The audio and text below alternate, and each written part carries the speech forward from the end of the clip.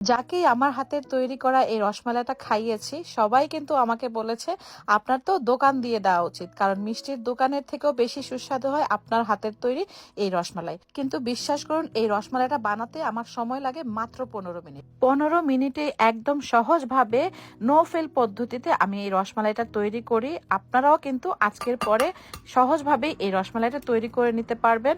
আর এটা তৈরি করার জন্য প্রথমেই আমার লাগবে একটা ডিম, আর এখানে আমি রুম টেম্পারেচারে থাকা একটা ডিমকে ভালোভাবে ফেটিয়ে নিচ্ছি। এখন এই ডিমটাকে এক সাইডে সরিয়ে রাখছি। আর আজকের রসমালাইটা আমি তৈরি করছি গুঁড়ো দুধ দিয়ে, এই জন্য আমার 1 কাপ ফুল ক্রিম গুঁড়ো দুধ লাগবে। আমি ব্যবহার করছি নিডোটা, আপনারা চাইলে ডানাও ব্যবহার করতে পারেন। গুঁড়ো দুধ নিয়ে নিলাম 1 কাপ, আর এতে দিয়ে দিচ্ছি হাফ টিস্পুন বেকিং পাউডার। অবশ্যই কিন্তু বেকিং পাউডারটাই ব্যবহার করবেন, বেকিং সোডা না কিন্তু। সাথে দিয়ে দিলাম 1 টেবিল চামচ ঘি। এখন বেকিং পাউডার ঘিটাকে ভালোভাবে গুঁড়ো দুধের সাথে এভাবে একটু রগড়ে রগড়ে মিশিয়ে নিচ্ছে। আপনারা কিন্তু ছোট ছোট এই টিপসগুলো একটু খেয়াল করে দেখবেন, তাতে করে আপনাদের মিষ্টিটা একদমই পারফেক্ট ভাবে তৈরি হবে। ঘিটাকে ভালোভাবে মিশিয়ে নেওয়া হয়ে গেলে সেই যে আগে ডিমটা ফেটিয়ে রেখেছিলাম সেই ডিমটা পুরোটাই দিয়ে দিলাম। এখন কিন্তু একদম আলতোভাবে সবকিছুকে ভালোভাবে মিক্স করে নিতে হবে।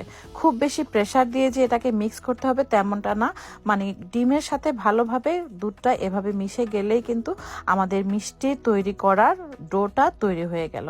আর এই ডোটা তৈরি করে কোনো রেস্টে রাখার প্রয়োজন হয় না, সাথে সাথে কিন্তু মিষ্টিগুলো বানিয়ে নেওয়া যায়। আর মিষ্টিগুলো বানানোর আগে আমি হাতে একটু ঘি লাগিয়ে নিলাম।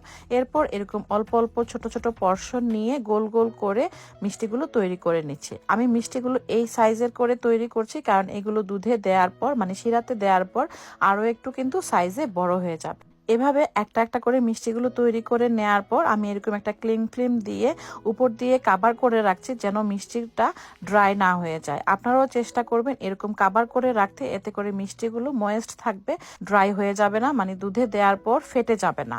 মিষ্টিগুলো একটা একটা করে তৈরি করা হয়ে গেলে আমি ক্লিং ফিল্ম দিয়ে ঢেকে রাখলাম। আর এখানে মিষ্টির শিরার জন্য মানে রসমালাইয়ের যে মালাইটা তৈরি করে নিচ্ছি। আর এই জন্য প্রথমে আমি 3 কাপ লিকুইড দুধ দিয়ে দিলাম, সাথে দিলাম হাফ কাপ চিনি, হাফ টিস্পুন দিয়েছি এলাচি পাউডার, আর কয়েকটা দিয়ে দিচ্ছি জাফরানের স্ট্রিংস। দুধটা যখন গরম হয়ে আসবে কিন্তু বলক আসবে না, তখন আমি আগে থেকে তৈরি করে রাখা মিষ্টিগুলো একে একে দুধের মধ্যে দিয়ে দিচ্ছি। অবশ্যই কিন্তু দুধটা বলক আসার আগেই মিষ্টিগুলো দুধের মধ্যে দিয়ে দেবেন। বলক আসার পর মিষ্টি দুধের মধ্যে দিলে মিষ্টিগুলো ভেঙে যেতে পারে। আর মিষ্টিগুলো দিয়েই আমি ঢাকনা দিয়ে ঢেকে মিষ্টিগুলোকে রান্না করব প্রায় 8 থেকে 10 মিনিটের মতো। আর যেহেতু আমি দুধের মধ্যে দিয়েছি তাই অবশ্যই বলক আসবে, তাই এজন্য আমি কিছুক্ষণ পর পর ঢাকনাটা এরকম একটু একটু করে ফাঁক করে দিচ্ছি, যেন দুধটা উপচে বাহিরে পড়ে না যায়। আর এভাবেই ঢাকনাটাকে একটু খুলে খুলে রান্না করছি প্রায় 8 থেকে 10 মিনিট।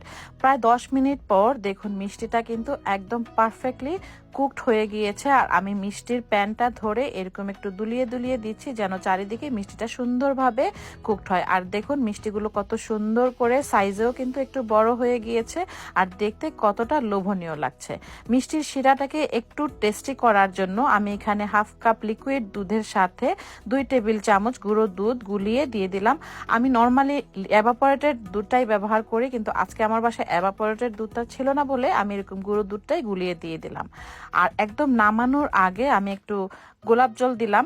গোলাপ জল দিয়ে 2-3 মিনিট জাল করে রাখার পরে কিন্তু আমি চুলাটা বন্ধ করে মিষ্টিটাকে ঠান্ডা করে নিচ্ছি।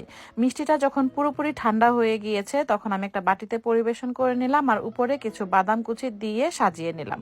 আর দেখুন রসমালাইটা কতটা সুন্দর আর পারফেক্ট হয়েছে, একদমই স্পঞ্জি আর রসে টইটুম্বুর এই রসমালাই কিন্তু খুবই সহজে আপনারাও বাসায় তৈরি করে ফেলতে পারবেন। তবে অবশ্যই ছোট ছোট যে টিপসগুলো আপনাদের সাথে শেয়ার করেছি সেগুলো খেয়াল রাখবেন, এবং সেগুলো মেনেই রসমালাইটা তৈরি করলে আপনাদের হাতের তৈরি রসমালাইও হবে এরকমই সুন্দর স্পঞ্জি আর একদম পারফেক্ট। মাত্র 15 মিনিটেই তৈরি করা সহজ আজকের এই রসমালাইয়ের রেসিপিটা কেমন লেগেছে অবশ্যই কিন্তু লাইক এবং কমেন্ট করে জানাতে ভুলবেন না। রেসিপিটা যদি ভালো লাগে শেয়ার করার অনুরোধ রইল। ইনশাল্লাহ আবারও এরকমই সহজ কিন্তু সুন্দর রেসিপি নিয়ে আপনাদের সামনে হাজির হব। সেই পর্যন্ত ভালো থাকবেন। আল্লাহ হাফেজ।